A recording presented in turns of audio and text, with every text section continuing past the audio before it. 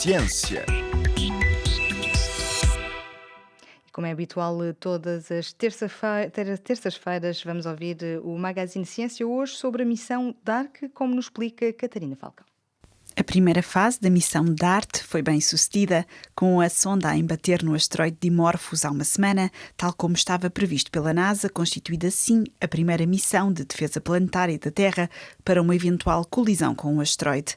O astrónomo e investigador Nuno Peixinho reforça em entrevista à RFI que não há qualquer perigo atual e que esta experiência é importante para precaver impactos de asteroides no futuro. A missão DART é, na verdade, a primeira verdadeira missão teste de defesa planetária, como se gosta muito de dizer, mas que na verdade é isso.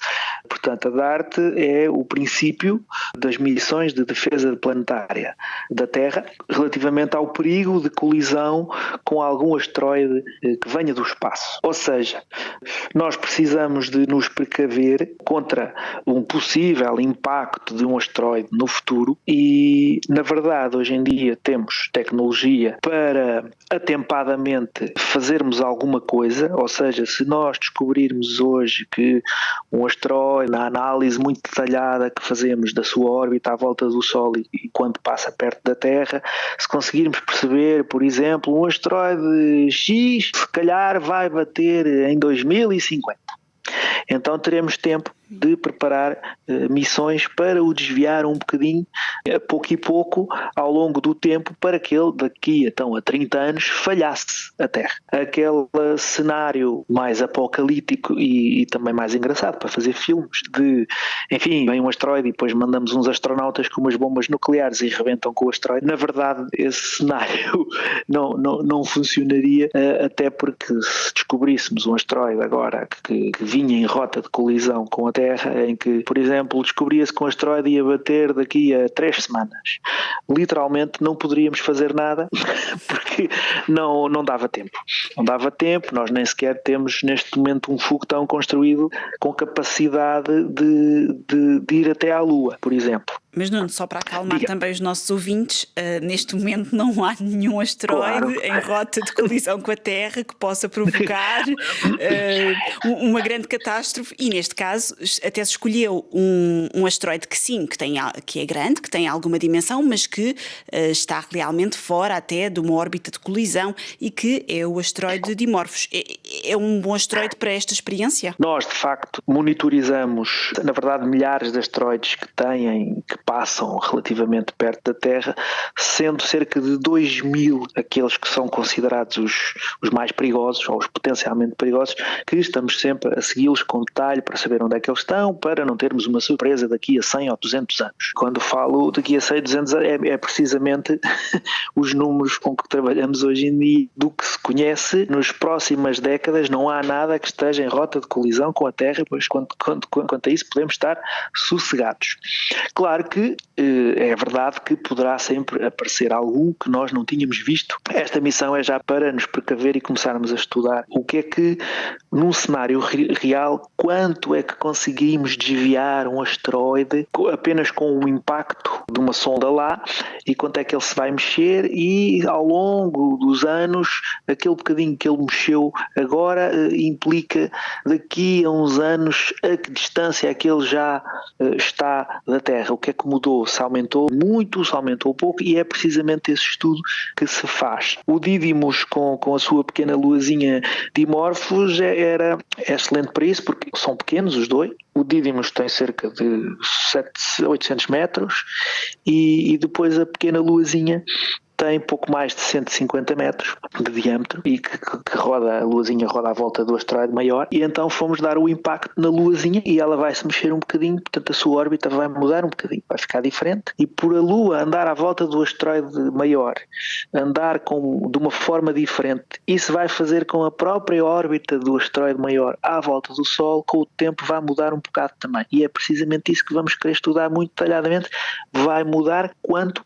Porque é uma das técnicas mais realistas de desviar um asteroide, será usar assim, mexer com uma lua à volta dele, ou por exemplo pôr mandarmos nós um satélite, uma sonda que ficasse em órbita à volta do asteroide. Neste caso, o sucesso da missão é exatamente o contrário do que acontece noutras missões, ou seja, que esta nave tenha sido destruída contra o asteroide era exatamente essa a intenção. Era exatamente essa a intenção e lembro-me quando estava à espera das imagens, a ver se ia bater no asteroide, não deixamos de pensar, sim, na comédia que seria trágica de a sonda falhar o asteroide, que para todos os efeitos para nós seria, enfim, falhar a missão. O acompanhamento é um acompanhamento de dias, meses e anos, então, para ver o que é que acontece a este asteroide. Agora segue-se um período muito intenso de acompanhamento de tudo deste asteroide, da órbita dele e da órbita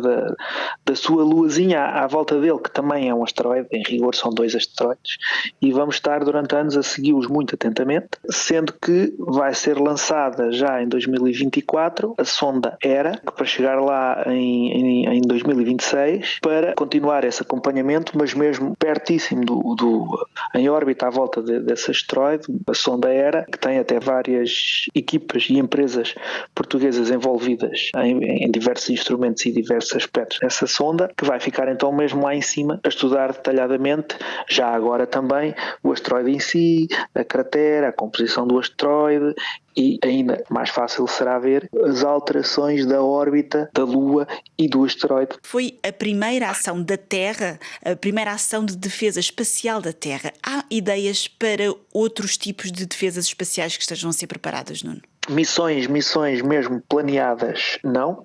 Temos esta, foi esta que se andou vários anos a planeá-la e ainda temos a missão ERA para seguir, portanto isto é um processo de muitos anos e muita tecnologia e muitas equipas. Não temos ainda planeada uma futura missão para fazer testes diferentes, até porque este era o cenário mais realista, da experiência mais realista que se pode fazer para desviar um asteroide atempadamente na ideia de defender a Terra de um eventual asteroide que um dia pudesse vir a colidir. No entanto, certamente que nos próximos anos alguém conseguirá, ou tentará pelo menos, fazer aprovar também uma nova missão para estudar outro tipo de técnicas para desviar asteroides.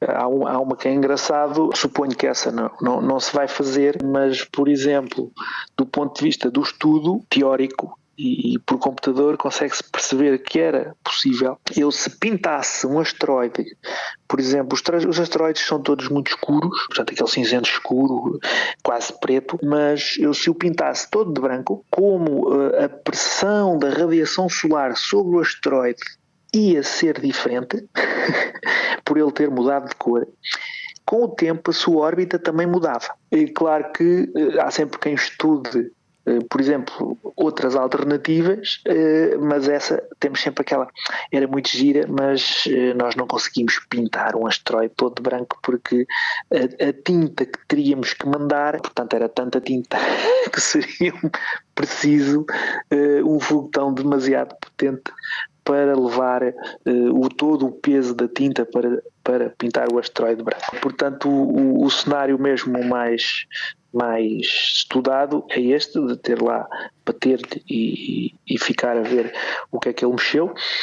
Claro que também há os outros cenários que seria mesmo com explosões nucleares, que seriam, digamos, mais drásticas, mas também ninguém quer fazer experiências com explosões nucleares no espaço sem ser absolutamente necessário, e por isso para já não está ainda decidida nenhuma missão no futuro próximo, mas certamente que elas vão aparecer com o tempo. Ouvimos Nuno Peixinho, astrónomo e investigador português. A órbita do asteroide Dimorphos continuará a ser acompanhada pelo satélite italiano Lysia-Cube, que se libertou da DART uma semana antes e filmou todo o impacto, recolhendo informação preciosa que será agora analisada por astrónomos de todo o mundo. Em 2024 partirá a sonda ERA, sob a égide da Agência Espacial Europeia, que vai analisar de perto os desenvolvimentos junto a Dimorphos e a Didymos. E assim, o ponto final desta nossa emissão. Estamos de regresso quando o relógio marcar as 6 horas de Paris. Até lá, uma boa tarde.